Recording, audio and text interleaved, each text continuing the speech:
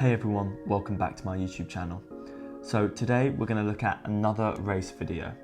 So before we looked at a race where I was coming through the field and attacking, today we're going to look at a race where I'm starting at the front and having to defend. So this race is a British Formula 3 race, now known as GB3. So the cars are quite a bit quicker than in the last video, but I hope you guys will enjoy this at Donington Park. Let's get to it. So here we are, right at the start of the race. We've already done the tyre warm-up, so we're waiting for the lights to come on. And there we go. So it's a good getaway straight up into the lead. So we've had a great start. We've actually had enough of a good start that we can actually try and take the full racing line into turn one here. Don't want to over defend, and now we can focus on just what's in front of us. So just looking forward, not looking in the mirrors, and we can get away. You can see the gap that's already opened up actually because of that. It's fantastic, and because they're still battling behind, again we just focus on going what's in front. We have cold tyres, so we saw a snap of oversteer through old hairpin there. Just got to keep moving forward. They're all battling behind. He's gained some ground in the early going as this huge pack of Formula 3 cars arrive at McLean's corner absolutely as one. Right around the outside goes Connor. Connor really has charged up the order. He's ahead of Belinsky, his teammate, actually. I thought the second of those red and white Arden cars was Connor. It's not, it's the first of them. We've really opened the gap through that middle sector, so we've done exactly what we need to do. Just got to keep pushing in front, hit the chicane, you know, as cleanly as we can. If we go over the white line there, you do get track limits.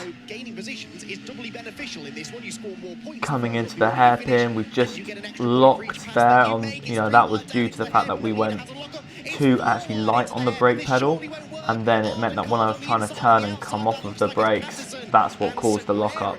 You know, that's why you've got to make sure to be braking as late as possible and harder to get that initial stop. Otherwise, when you lose efficiency, if you're trying to then hold on to a bit more brake pressure, that's when you can then have a lockup again.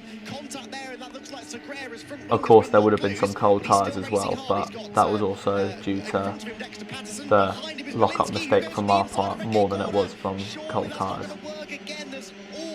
Contact between the two of them, and they come off Redgate corner somehow, still in the same order. So Maserati leads by a second over Grundtvig in second place, Simmons third, Garfias is fourth, ahead of Alvarez fifth, Jafali sixth, then Leben, Aaron, and then this group being led by Dexter Patterson. And then you've got Sagrera and Alex Connor side by side again as they go up the hill, and that's Connor on the grass. Oh, what a shame. Alex Connor, after a brilliant opening lap and a half, is on the grass going through Schwantz Curve and Starkeys, and he slides into the barriers. Pretty spectacular. I think he made the barriers. It was hard to tell from that angle. Is there damage? There surely is, just from bouncing across the grass, if nothing else. That was a dramatic exit there for Alex Connor.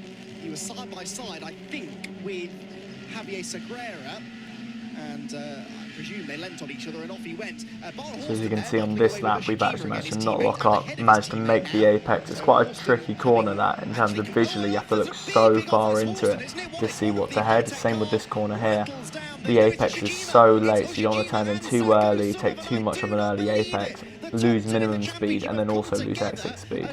Plus, you'll have to be braking earlier to make what a lot of people think would be the first apex there. Sako Sullivan, the 51 car, with broken left front suspension. Ushijima with, I think, broken right rear suspension. And that is major drama for the British Formula 3 Championship. Sako Sullivan climbs out of the car. Double winner so far this weekend, O'Sullivan. A healthy championship lead that he'd built up as well over Ushijima. I suppose the only saving grace is that Ushijima appears to be out of the race with him as well. Well, I said this was going to be an entertaining race. It really has been, and we're only on the third lap of the race. Bryce Aaron here on the tail of Rima Jafali, who's just been overtaken by Dexter Patterson as they head through McLean's... Tom Leben, I beg your pardon. Patterson's the next car behind them.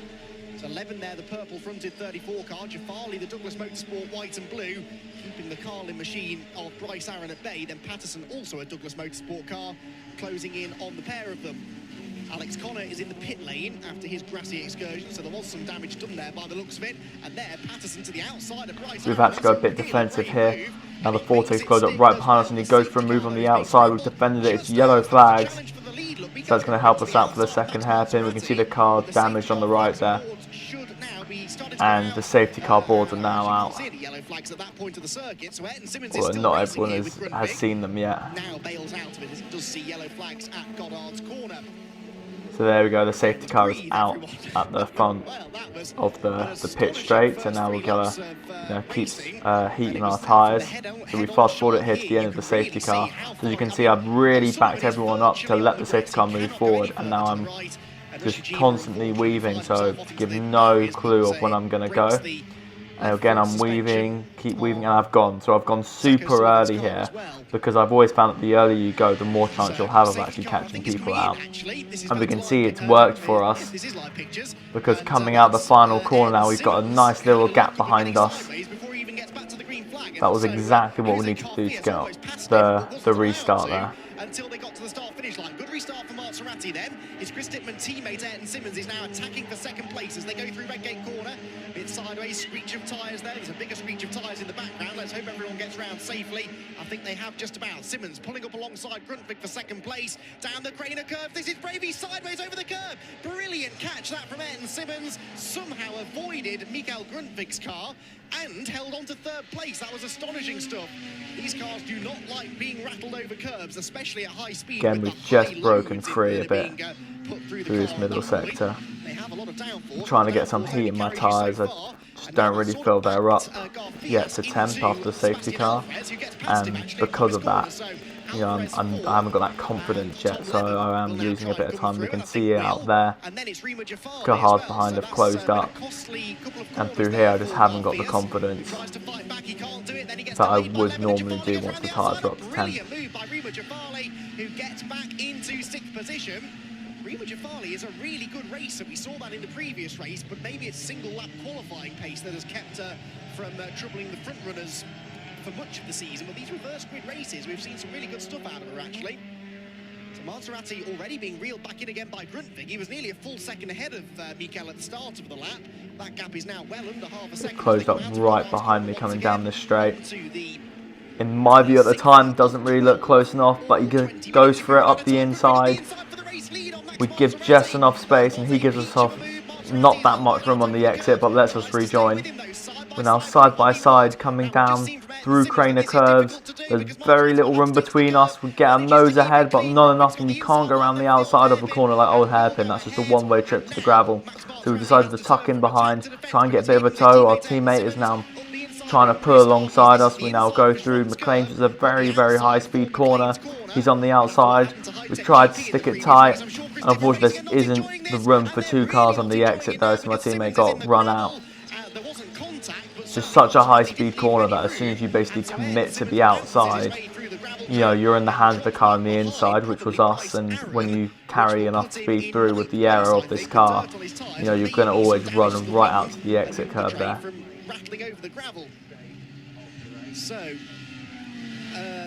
Having to defend now from the car who was behind, which is a high-tech car. Managed to hold him off this lap, but we can't open the door for the next hairpin, so we're sticking it middle of the road just to give us a bit more room through the corner to make sure we get a good exit. And we've done that. Annoyingly, it's opened up a gap to the leader, so we're worried more about behind than in front, so we have to get our head down and really try and focus to try and close back in on the leader. Ahead of him. Simmons actually dropped back even further, didn't he? Because Belinsky and Mansell got him, so Simmons is back down to 12th place now. What a disastrous weekend for Ayrton Simmons. Really all of his hopes hinged rather on this reverse grid race, and even that's gone wrong after not a tangle with his teammate, but a close moment with his teammate that unfortunately saw him in the gravel trap.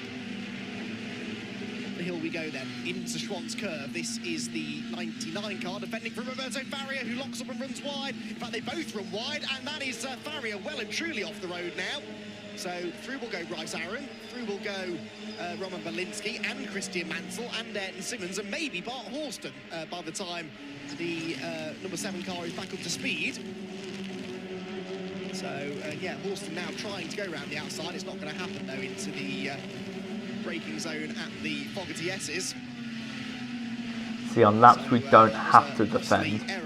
We won't, because all that does is back yourself up, more into other cars. So if you don't have to defend, then don't ever do it. You've got to be very careful to when you make that decision to basically go to the inside line. grassy moments at the start of this one as well. So Grundtvig leads the way by a second over Maserati, who's kind of settled back down again in second now. Alvarez third, Levin fourth, hasn't been able to immediately get past either of those two, so his progress has sort of stagnated a bit now. And it's Jafali, Patterson, Garfias. That's the battle we're watching there. Garfias just ahead of Bryce Aaron. Black car ahead of the blue and yellow Carlin car, with Roman Belinsky and Christian Mansell right behind as well. So a four-car train then works its way through the old hairpin, and this is all the fight for 7th place. Alex Connor, by the way, still in the pit lane, so it looks like he's joining Zach O'Sullivan and Rhys Ushijima on the retirements list, with Javier Segura 1 lap down still. That leaves You can see us using all the room possible through Cox corner. They call that corner the wall of death on the outside, on the exit, because if you're not basically pushing onto that white line, then you haven't gotten the most speed you can through that. You've basically got to be on the point of basically like, I'm going to go off, I'm going to go off, I'm going to go off, and then you just manage to stay on. Having to go defensive again into the hairpin though. We've got a bit more alongside this time, but we've managed to hold him off on the brakes. Still get a good enough exit. He's checking to see where he is, and we don't need to defend again, so we can take our usual racing line. Make sure we maximise through this corner. The leader hasn't gone away from us, even though we've been defending, so we've been doing enough through the rest of the lap to keep the gap. But we're having to defend again now down the main straight. Into turn 1, we're not going to make the same mistake we made before with the leader. Get to the apex nicely. Job done. As we said before, old hairpin is too much of a low brake corner for someone to basically get alongside you through here. Who will join him on the podium though, and in what order? Maserati, Alvarez at the moment, second and third, with Tom Levin looking to move into the podium places. And actually Rima Jafali is catching this trio as well, look in the number 10 car. Defensive lines here from Alvarez, that's certainly helping Jafali catch, because they're all starting to trip over each other now, these three. And not far behind Rima is Dexter Patterson, a driver who really does want to bounce back from Silverstone, where he's had that disqualification for a bit of a fracas in the paddock. Into the Fogarty Estes again then. This is letting Maserati off the hook a bit now in second. Max has driven well in this race, in fairness to him. Struggled last year for budget, couldn't quite do the full season, had the odd appearance with Chris Dittman Racing, did Max. But committing to the full season this year, and this is exactly the kind of result that he could do with hanging on to, really. It would be his best finish, I think I'm right in saying, of the season so far. So up through the left-hander at Goddard's. Back out onto the pit straight. Another opportunity, maybe now, to attack into the first corner. No one in this, what is now a quintet of cars, choosing to... Just using the pit exit there to basically open up your line. You can see a lot of the cars behind you doing the same thing. Just really helps you get the right angle for braking into turn 1. Bart Horston also part of that scrap now. Ed Simmons has faded a long way behind them. Farrier likewise after his gravelly moment, now 13.3 seconds back and lapping very slowly on the previous laps. I think Farrier's got some issues, presumably as a legacy of the off at McLean's corner. Dare I say it then, things calming down a bit. I don't think it'll stay this way to the very end. But for Mikael Grundtvig, this would be a dream end to the weekend, really. Mikael Grundtvig, 16th place in the championship, yet to trouble the podium, really, even in reverse grid races. That looks like it's about to change here. So again, we know we've got a bad exit, so we've moved straight to the inside. Not going to give any room for the high-tech to go up the inside, so he's gone to the outside, he's locked up, we've rolled off the brake, pushing him out wide, and we've held position again, and now he's got a car on his outside, so we just need to hold the middle of the ground, then have to go fully defensive. Focus on the exit, which we've got. They're side by side on the exit, so that's giving us a little bit of a gap, so we don't have to worry about defending into the next corner. But ultimately was always going to end up with him losing out, because now Jafali has the run on him, and he'll have dirt on his tyres. He turns into Redgate corner, Jafali to the outside, to the inside of her goes Dexter Patterson. They come out of the corner the same way they went into it, but that was some really, really close quarters racing.